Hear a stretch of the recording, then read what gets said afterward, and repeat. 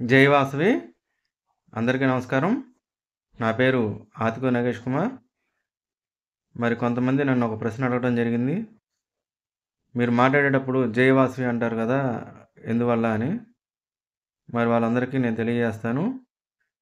జై వాసవి అంటే మా కులదేవత శ్రీ వాసవి కన్యకా పరమేశ్వర అమ్మవారు.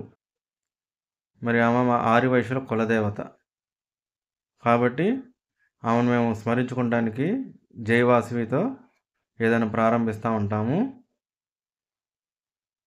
ఆర్యవైశ్యులను ఉద్ధరించడానికి భూమిలో అవతరించిన దేవత. మరి అగ్నిలో ప్రవేశించి ఆత్మాహుతి చేసుకున్నప్పుడు వైశ్యులు 102 గోత్రముల ఆ వైశ్యులు అమ్మవారితో పాటు వెళ్ళి అగ్నిలో ఆత్మాహుతి చేసుకోవడం జరిగింది. ఈ 102 గోత్రాల వారిని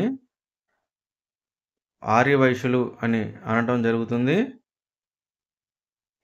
మరి అమ్మవారితో పాటు ఈ 102 ఆర్యవైశ్య గోత్రాల వారు ఆత్మత్యాగం చేసుకోవటం వల్ల వీరందరూ కూడా ఎంతో పవిత్రతను చేకూర్చుకున్నారు.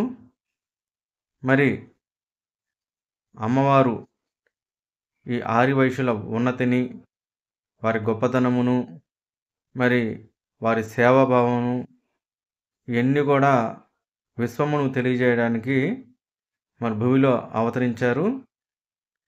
మరి శ్రీ కన్యకా పరమేశ్వరి అమ్మవారు పార్వతీదేవి హంస.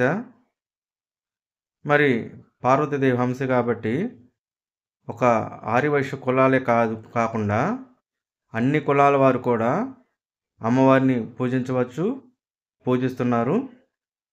మరి అలాగే వైష్ణవులైతే మన అమ్మవారిని లక్ష్మీదేవిగా పూజిస్తూ ఉంటారు. అలాగే శైవులైతే పార్వతీదేవిగా కూడా ఇప్పటికీ కొన్ని ప్రదేశాల్లో అమ్మవారిని పూజిస్తూ ఉంటారు. శ్రీ వాసవి కన్యకా పరమేశ్వరి అమ్మవారు అంటే కులదేవతని పూజించడం వలన అష్టైశ్వర్యాలు ప్రసాదిస్తారు. అట్లాగే సకల దరిద్రాలు దూరం అవుతాయి. అలాగే వంశాభివృద్ధి చెందుతుంది.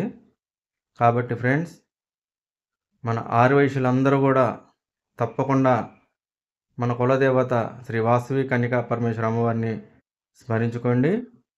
మరి మీరందరూ కూడా ఆ స్మరించుకోవడం ఎలా, మంత్రాలు మాకు రావు, కొంతమంది చదువుకొని అందరూ ఉన్నారు కాబట్టి వాళ్ళు జై వాసవి అని స్మరించుకుంటూ ఉండండి. అట్లాగే ఓం శ్రీ వాసవాంబాయ నమః అనుకోండి. అలాగే శ్రీమాత్రే నమః, ఈ చిన్న చిన్న మంత్రాలు మీరు చదువుకోవడం వల్ల ముక్తి పొందుతారు.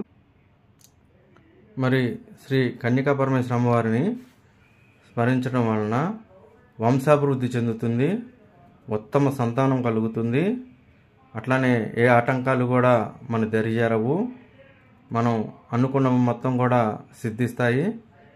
కాబట్టి మన సృష్టికర్త పార్వతీదేవి కాబట్టి, ఆ వంశ అమ్మవారు కాబట్టి అందరూ కూడా ఆమెను పూజించవచ్చు. మరి అమ్మవారి భూమిలో